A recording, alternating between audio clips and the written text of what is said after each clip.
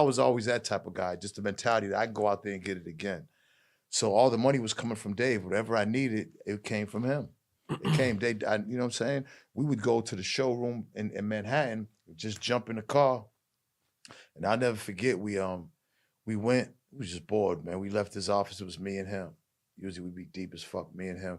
We took a cab to the Bentley place.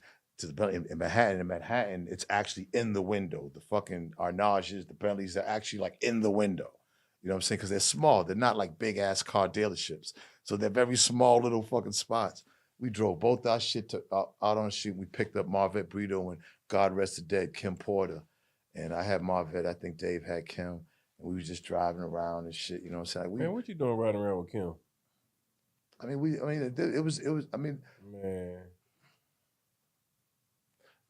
bro, listen, Bruh, you ain't heard nothing. When I get my podcast going, bro, you don't even understand. You ain't heard shit.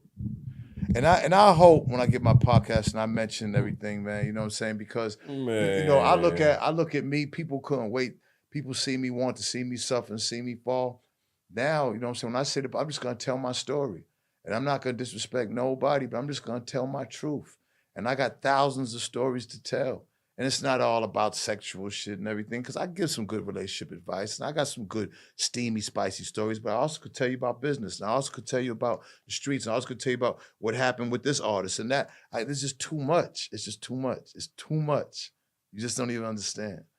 What I gave you today was some jewels, though, because I never spoke on any of my stuff before Love and Hip Hop. Nobody even knew. I dated mad celebrities and mad actresses and everything. Nobody knew because I was like Diamond. I'm not saying nothing, man. We ain't saying nothing. Players Club. Man. I'm Tony crazy. Everybody was my friend out here, man. I had friends.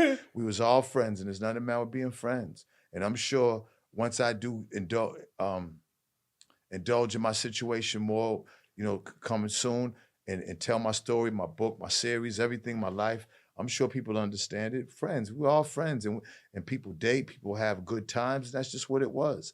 Like I said, I was on the top of the food chain back then in the Source. Like I had millions in the 90s, you know what I'm saying? The late 90s, you know what I'm saying? That towards the late 90s, millions. So, you know, it wasn't too many people getting it like that. And I made some bad investments, I made some wrong moves, things happened, I got indicted, and we lost everything. You know what I'm saying? You know what I mean? So it's just a matter of bouncing back. You know, God sat me down for a minute. He had to humble me, and I respected it and I understood it. And I took my punishment, and, you know, I'm on the way back up, and I don't take nothing for granted.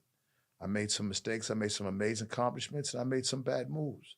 But that's what living and learning is about, and I'm just blessed to still be here to talk about it. That's real, man. Hey, that's a good ass interview. You a bad boy.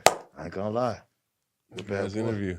You're a bad boy. You tried to hold on, you didn't dropped out that you had. Nobody got what you got about me. I've never done that. I've been on Mike Tyson. Shout out to Mike.